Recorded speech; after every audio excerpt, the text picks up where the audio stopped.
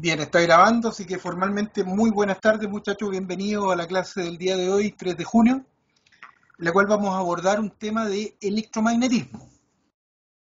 Voy a que nos permita observar un fenómeno de electromagnetismo. ¿Bien?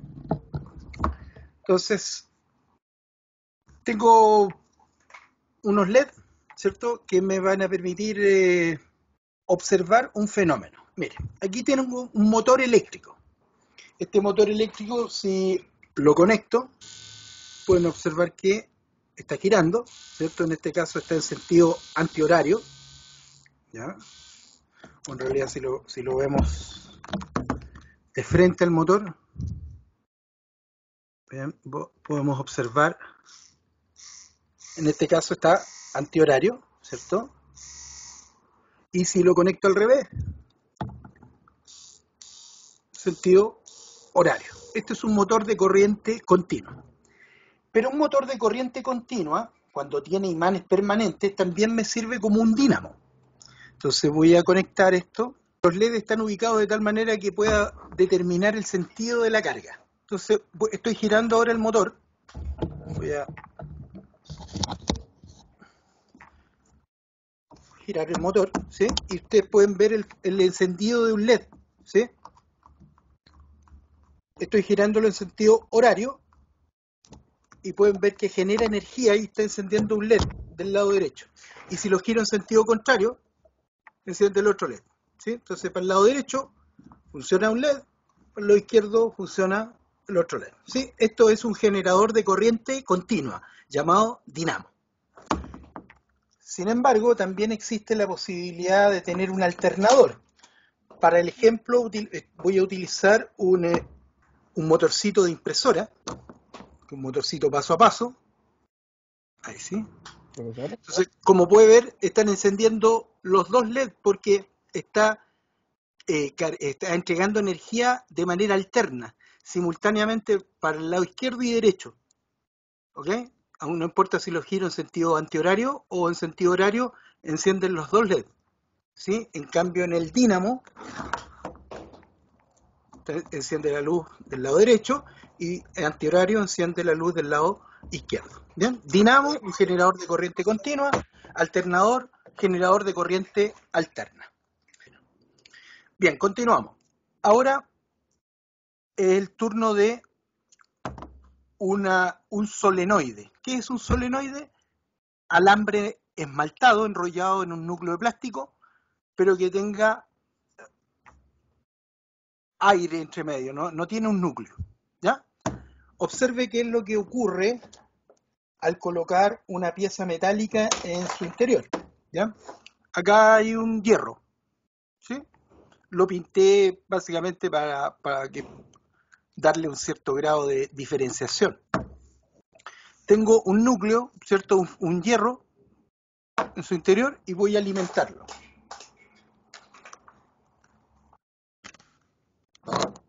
¿Observó? Tengo la pieza metálica ahí, al conectarlo se desplazó. Si yo lo desplazo en otro sentido,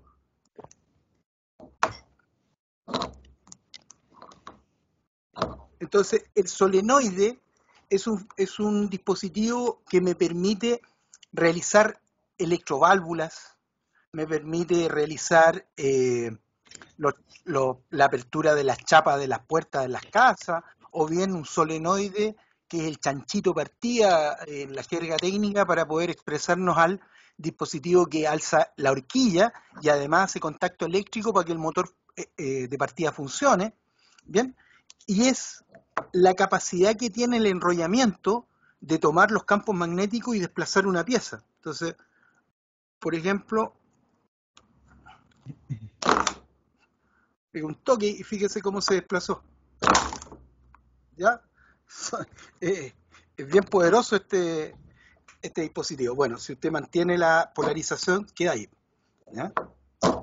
Si lo hacemos en forma vertical, ve que tiene la fuerza suficiente para impulsar un cuerpo. Bien. Efectivamente, el alambre a utilizar no puede estar pelado porque por cada vuelta que hay, tiene que sumarse al campo electromagnético de la otra espira.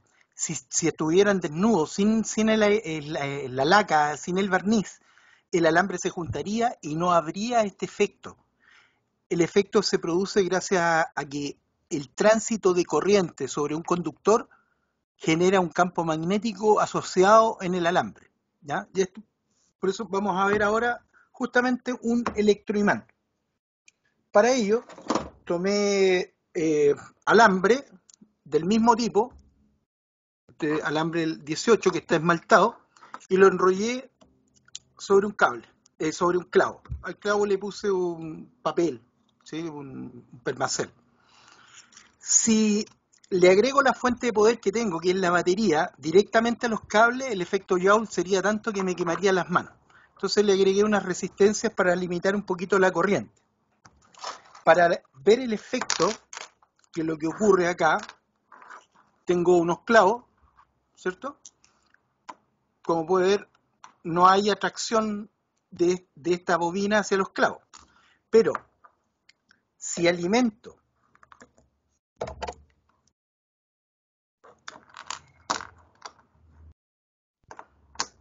tengo entonces la tracción de los clavitos. Si suelto la alimentación eléctrica, se caen los clavitos. Al colocar la alimentación eléctrica, se convierte entonces en un electroimán. ¿Ya? Ahí está, un poquito mejor, ¿cierto? Cada vez que hay circulación de corriente sobre un conductor, en el conductor existe un campo electromagnético. ¿Ya? Y como tengo varias vueltas, se van sumando estos dominios magnéticos y va haciendo que esto se comporte como un electroimán. ¿Okay? Bien. Otro fenómeno que les voy a mostrar es la capacidad que tiene el magnetismo de convertirse en electricidad. Esto que ustedes ven acá es el estator de una máquina herramienta, de un taladro, en donde tiene un campo, acá está entrada y salida, ¿sí? Entrada y salida, y acá está otro campo, entrada y salida. Mire, para verificar esto, vamos a medir la impedancia con un tester de la bobina. Entonces, puede ver que en una bobina hay 14 ohms, en la otra bobina hay 13,8, 13,7, bueno, 14 ohms. Son dos bobinas diferentes. Y no hay comunicación entre una bobina y otra, están separadas. ¿Okay? A una punta de la bobina le voy a conectar unos LED. Entonces, voy a conectar en esta punta de bobina y voy a conectar un LED. Aquí tengo un LED. Entonces, aquí está el LED. Vamos a dejar por aquí para que se pueda observar, ¿cierto? Y en la otra punta voy a conectar mi cablecito, la alimentación que tengo de una batería, ¿ya? Y observe.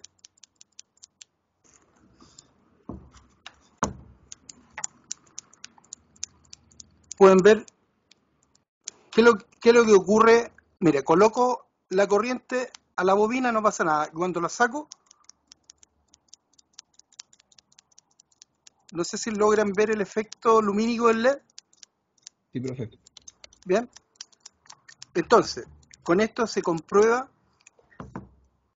la capacidad que tiene una bobina de desarrollar corriente eléctrica cada vez que está sometida a un campo magnético variable. O sea, esta bobinita que puse la ampolleta genera un toque de energía eléctrica. Cuando alimento la otra bobina se transforma en un imán, así que hay imán y ahora deja de serlo. Hay imán y deja de serlo. ¿Ya? Entonces, ahora voy a hacer algo más significativo. Me parece que van a poder observar un poquito mejor. ¿Ya? Mira, voy a ocupar para el ejemplo ahora, voy a estar ocupando una batería y voy a conectar un transformador. ¿Ya? Este transformador lo voy a conectar a la corriente eléctrica y aquí voy a recibir un voltaje variable que lo vamos a medir para que ustedes lo puedan observar. Vamos a medirlo con el osciloscopio para que vea el tipo de energía que vamos a colocarle al... Ahí está. Vamos a ajustar el voltaje y vamos a ajustar el tiempo.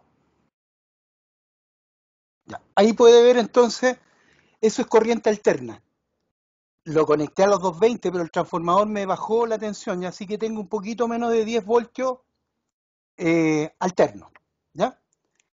Y esto, fíjese, ahora la punta de tester la voy a conectar, la punta del osciloscopio la voy a conectar a... Ahí sí. ¿Ya? Y fíjese, por favor, voy a conectar la corriente eléctrica en la otra bobina. O sea, voy a hacer algo parecido a lo que hice recién, pero en vez de un LED puse el instrumento. Ya. Fíjese que ya hay una pequeña ondulación. Vamos a ajustar el divisor de voltaje.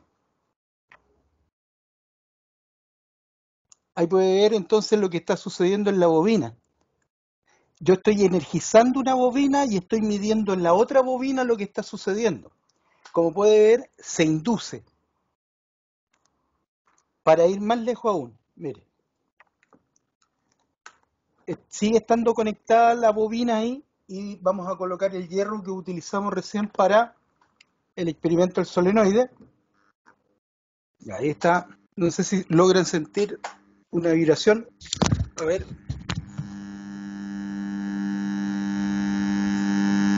A ver, voy a colocar un clavito.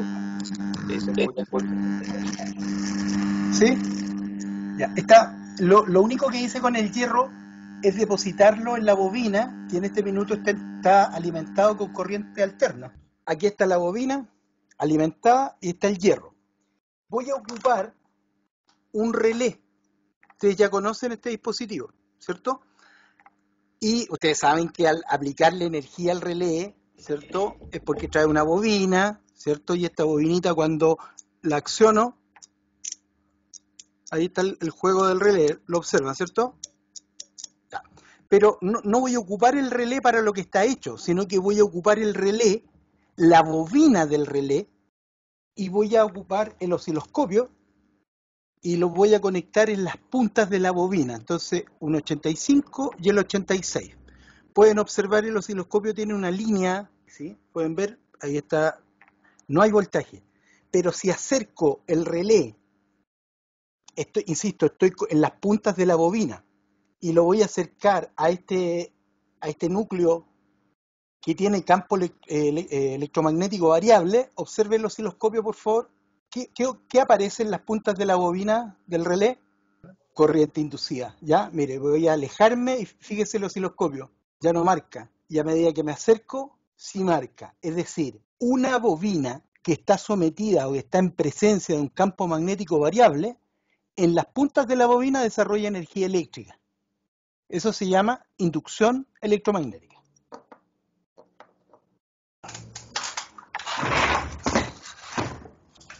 Un trocito de madera, una sierra, la corté, le hice una punta, la perforé y tengo la posibilidad entonces de tener un cierto cursor, ¿cierto? Bien. Voy a tomar un imán, que como pueden ver lo tengo señalizado como sur. No sé si logran ver que está escrito ahí sur. Y al otro lado, norte, ¿cierto? Bien. Voy a tomar la sierra y la deposito en el imán, sur. Y luego dejo esta brújula aquí, ¿ya? Entonces, mire, si yo acerco sur, se orienta, y si yo cambio la polaridad del imán, se cambia de orientación, ¿sí? Si doy vuelta el imán, ¡pop!, gira la brújula entonces orientado. No es tan sensible la brújula para orientarse a través de las líneas terrestres, pero sí me sirve para experimentar el concepto de brújula. ¿Bien? Bueno, lo voy a dejar aquí, lo voy a orientar y voy a utilizar los mismos cables que utilicé anteriormente, el cable positivo, lo voy a que pase por un punto y que pase por otro punto por debajo de la brújula. ¿Bien? Ahí está. Perfecto.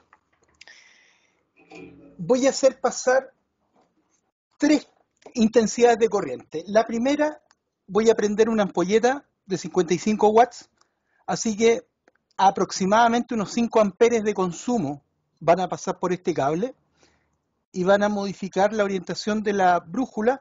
Y vea por favor la velocidad y el cómo afecta el tránsito, ¿ya? Entonces en una punta voy a conectar un filamento y en el otro punto voy a conectar otro filamento, y fíjese por favor, ponga atención más que a la luminosidad, a qué es lo que le pasa a la brújula. ¿Okay? 5 amperes, esto hay 1 centímetro quizá o centímetro y medio con respecto el cable con respecto a la brújula, ¿ya? 5 amperes. Ahora voy a conectar un solenoide de motor de partida que consume más o menos unos 20 amperes. Entonces, ya unas 4 veces más alimentación que lo que ocurre en una ampolleta. Observe.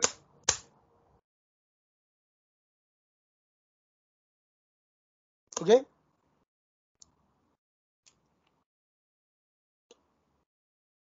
Bien, y ahora voy a hacer pasar 100 amperes, es decir, voy a hacer un cortocircuito, ¿ya? Y observe cómo se manifiesta el movimiento de 100 amperes.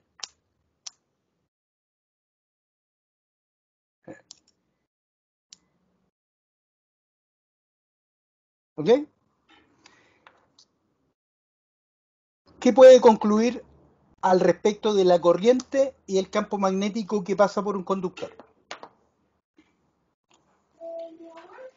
Que mientras más alta es la corriente, mayor es el efecto que causa. Muy bien, es mayor el efecto magnético que hay.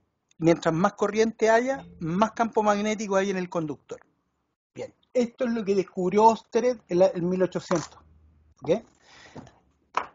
Y de ahí vienen un montón de estudios, muchos, de los cuales vamos a analizar ahora.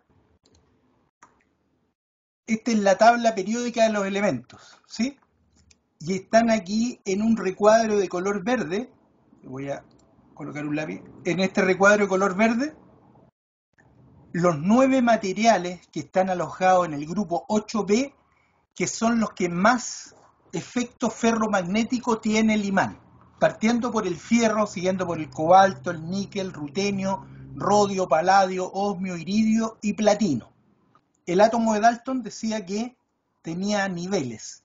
El nivel 1 podía alojar 2 electrones. El segundo nivel, 2 al cuadrado 4 por 2 son 8 electrones. Tercer nivel, 3 al cuadrado 9 por 2, 18 electrones.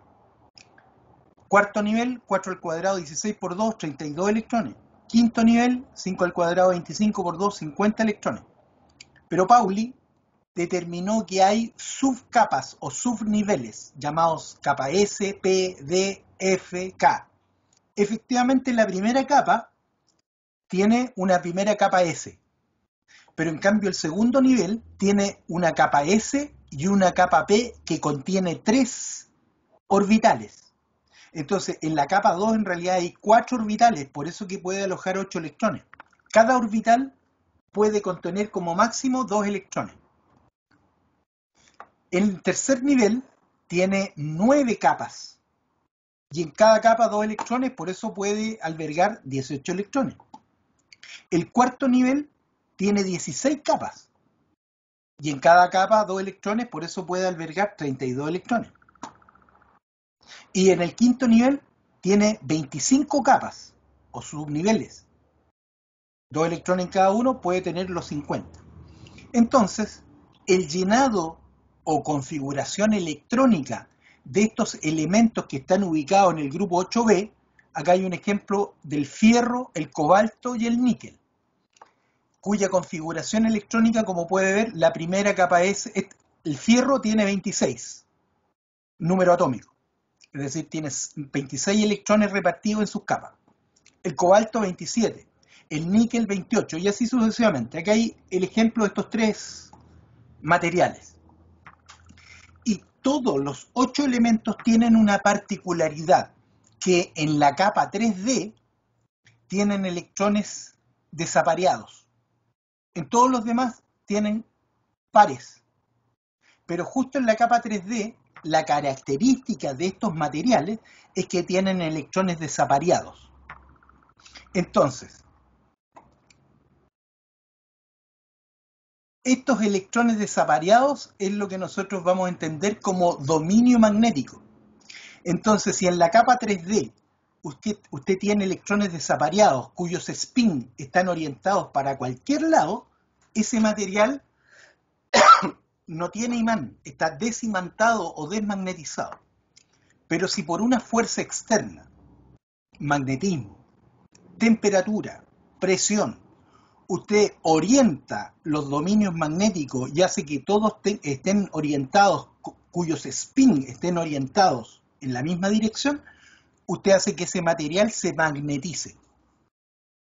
¿Ok? Y se va a magnetizar siguiendo la orientación de las líneas de fuerza. Entonces, ¿por qué se imantan los materiales? Porque los elementos ferromagnéticos tienen electrones desapareados en la capa 3D, que constituye parte de la configuración electrónica. Y estos electrones desapareados, usted puede hacer que se orienten los dominios magnéticos y usted hace que ese elemento quede magnetizado. Ahora, el fierro es posible de magnetizar, pero no queda tanta remanencia. Queda remanencia, pero no tanta. En cambio, hay unos imanes más poderosos que es una mezcla de aluminio, níquel y cobalto, y por eso se llaman imanes alnico. Entonces, aluminio, níquel y cobalto. Y hay otros que son mucho más poderosos y que están hechos de hierro, iridio y boro, y estos se llaman imanes de neodimio, que son los imanes más poderosos que ha creado el hombre. ¿Bien? Y otros que están hechos con cerámicos, con fierro, con ferrita y con algunas otras sustancias que son los imanes cerámicos. Bien. Los imanes pueden llegar a ser rectos, donde las líneas de fuerza salen desde el polo norte e ingresan al polo sur. Un imán recto tiene mucha resistencia al paso de las líneas de fuerza. Esta resistencia al paso de las líneas de fuerza se llama reluctancia. Entonces, un imán recto tiene harta reluctancia. En cambio, un imán curvo tiene menos reluctancia y por ende, solo por esta configuración física, es más poderoso que tener un imán recto. El solenoide agrupa los dominios magnéticos y hace que sea un gran campo magnético que es posible desplazar un cuerpo a través de las bobinas. Y la propia Tierra también tiene este mismo fenómeno de líneas magnéticas, ¿ya? Donde polos diferentes se atraen y polos iguales se repelen. Estas imágenes las saqué de un profesor que observé en la web, y él fabricó esta maqueta de un solenoide, ¿sí? En un acrílico, y él pasó alambres y por supuesto los hizo en forma de solenoide. Y además le puso una cartulina blanca.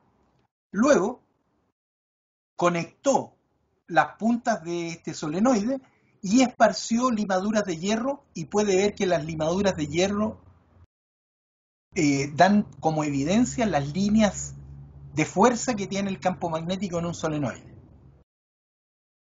Y el mismo profesor, un alambre recto, ¿ok?, que está puesto en un transformador. Esta parte del transformador está puesto en la red eléctrica y la otra parte del transformador es la que está a este conductor. Acá hay muchos amperios, ¿ok? Conectó el transformador y luego empezó a tirar limaduras de hierro y fíjese que se produce una orientación de la limadura de un campo concéntrico al alambre. ¿Ok? Esto está medido en este plano, pero puede usted observar que efectivamente en el tránsito de corriente eléctrica se desarrolla en el conductor un campo magnético asociado, como un cilindro de magnetismo que va acompañando la circulación de corriente eléctrica. ¿Bien? Entonces, por último llegamos a la ecuación de la inducción electromagnética. Cada vez que usted tenga una bobina sometido a un campo magnético variable, en las puntas de la bobina va a desarrollar energía. ¿Ok? Y es menos porque se opone a lo que lo está originando. Entonces, mirando esta ecuación, esta ecuación es lo mismo que si yo dijera que A va a ser igual a B partido por C. A es la energía, B es el producto de la bobina y la densidad magnética, y C es la razón de cambio. La bobina que sea más grande, que tenga más vuelta, que sea más gruesa, que tenga de cobre, por ejemplo, o de aluminio, o de bronce. Así que voy a tener más energía si tengo más campo magnético, o la bobina que sea más grande. O también, si la razón de cambio es la velocidad de cambio de esto. O sea, ¿hay magnetismo? No hay magnetismo. ¿Hay magnetismo? No hay magnetismo. Entonces, ¿qué tendría que hacer en esta componente, en el denominador, para que haya más energía? Esto es tiempo. Razón de cambio es tiempo. ¿Qué tiene que pasar con el tiempo? Tiene que hacerse más corta la brecha entre que existe y no existe el magnetismo. O sea, tiene que variar más rápido. Entonces, ¿cómo saca usted más energía de un sistema inducido? O porque es una bobina grande, o porque tiene más imán, o porque la densidad magnética cambia más rápido. Así que un generador, mientras más rápido gire, más genera. Profesor, Dígame. ¿en la bobina la razón de vuelta en el cable y grosor de cable afecta? Sí, la cantidad de vueltas es el voltaje. El grosor del alambre es la corriente.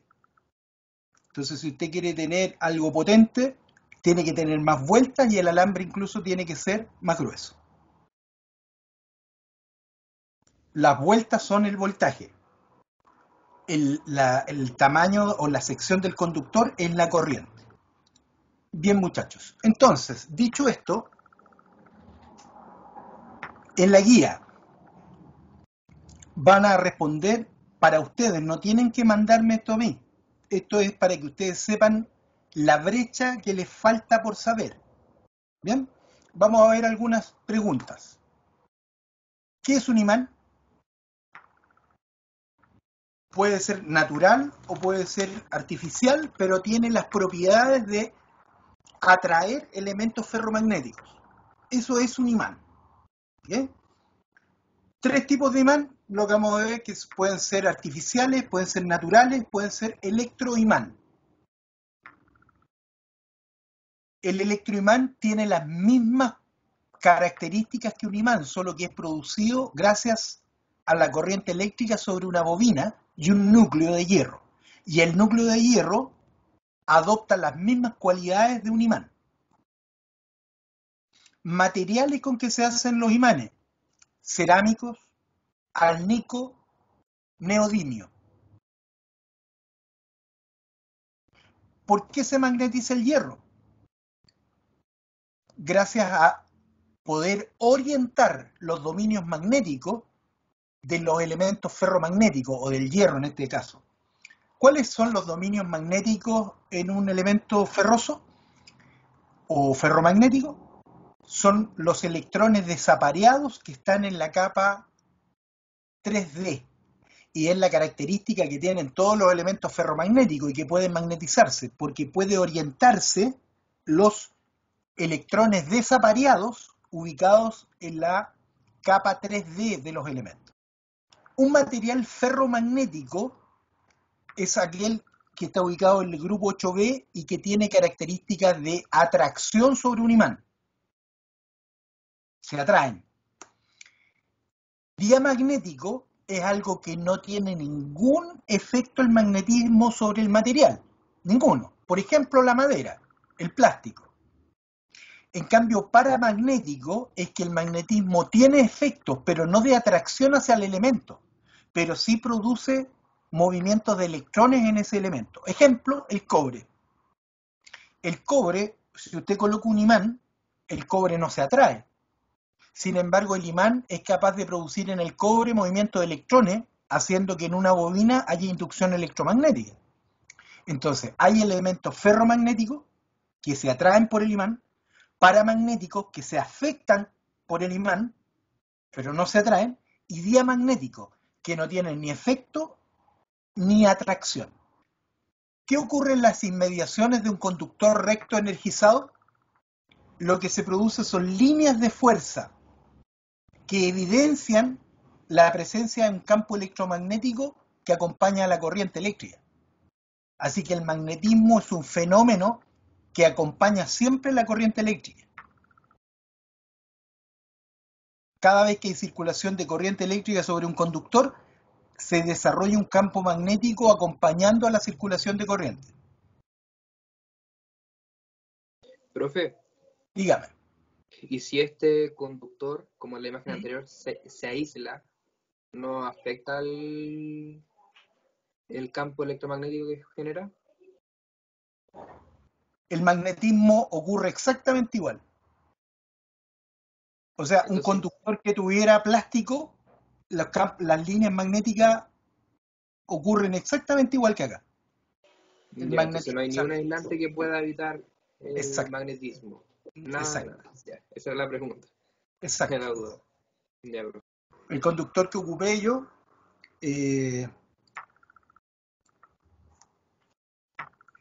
este conductor, ¿sí? Y este conductor es de color azul porque tiene un plástico de color azul, pero en realidad es un conductor de cobre. Y el ejemplo es que igual afectó magnéticamente a la aguja. Ya, profe. Perfecto, continuamos. ¿Cuál es la polaridad del magnetismo? Ahí estoy mostrando. ¿Qué letras salen en el imán? Norte-sur. Muy bien, norte y sur es la polaridad. ¿Y cómo se dirige la polaridad magnética según la convención? Nacen del norte y llegan al sur. Fíjese, esto es la convención. Así nos pusimos de acuerdo profesores y amigos de la ciencia en determinar si nos pusimos de acuerdo, las líneas van de norte a sur. El positivo crea un campo norte, el negativo crea un campo magnético sur. Y por eso la corriente eléctrica va de positivo a negativo en un circuito y en un magnetismo va de norte a sur. ¿Qué es un solenoide? Acá hay un solenoide. Una bobina cuyo núcleo es de aire y permite desplazar un cuerpo en el interior de la espiras. Eso es un solenoide. ¿Cómo se presentan las líneas de fuerza en un solenoide? Las líneas de fuerza van por el interior del solenoide por completo. No hay magnetismo que se vayan encerrando en los conductores, sino que se suman los dominios magnéticos haciendo un gran imán que pasa internamente por las espiras y que por supuesto en el exterior se conectan en las puntas. ¿Sí? Mire. Así que esto es lo que ocurre en un solenoide. Más o menos parecido a lo que ocurre en un imán de barra, solo que aquí el magnetismo pasa por el interior del elemento porque no tiene núcleo, el núcleo es de aire. En cambio acá en la barra la línea de fuerza no pasa por el sólido, pasa por el aire. Y las líneas que tienen que pasar de norte a sur, esta forma de imán tiene más reluctancia que esta forma de imán, en donde las líneas les cuesta menos llegar del norte al sur. Acá les cuesta más llegar del norte al sur. ¿Ve? Este es el concepto de reluctancia, que es la resistencia al paso del campo magnético. Ya, las diferencias que hay entre flujo magnético y densidad magnética. La diferencia radica en El flujo son todas las líneas de fuerza que puede llegar a tener un imán o un electroimán. La densidad es la cantidad de magnetismo que hay en la superficie de un elemento. Entonces la pregunta, ¿cómo puedo hacer que el flujo magnético máximo se convierta en la máxima densidad magnética? Si tengo un solenoide, recuerde que tiene núcleo de aire y acá hay un flujo magnético.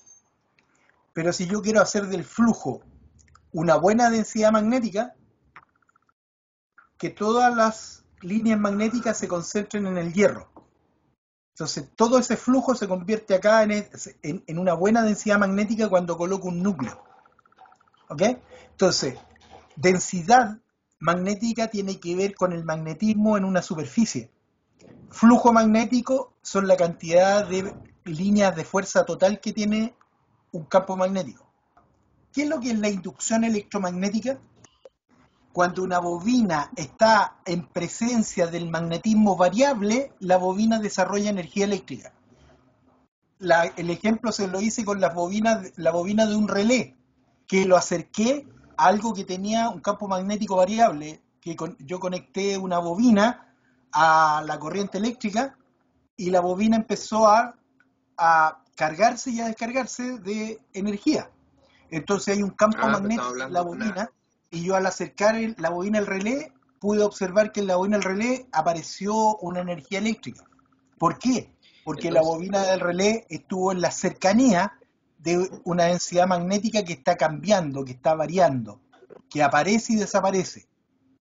Entonces cuando una bobina aislada es una bobina que está en presencia de un campo magnético variable, entonces la bobina desarrolla en las puntas de la bobina energía eléctrica que se opone a lo que lo está originando. La fuerza electromotriz inducida, la aparición del voltaje, la energía es menos densidad de campo en realidad densidad magnética en el tiempo. ¿Okay? Entonces, si usted tiene n espiras sometidas a una variación magnética, usted obtiene voltaje. Y en lo concerniente al magnetismo, ¿qué es lo que es Maxwell, Gauss y Tesla? Maxwell son las líneas, cada una de las líneas de fuerza se denominan Maxwell. Cuando hay una cantidad de líneas de fuerza en relación a una superficie medida en milímetros cuadrados, estamos hablando de Gauss. Pero cuando estas líneas de fuerza se ven manifestadas en centímetros cuadrados, estamos hablando de Tesla. Un Tesla son 10.000 Gauss. Los campos eléctricos de un motor generalmente son de un Tesla, en cuanto a densidad magnética.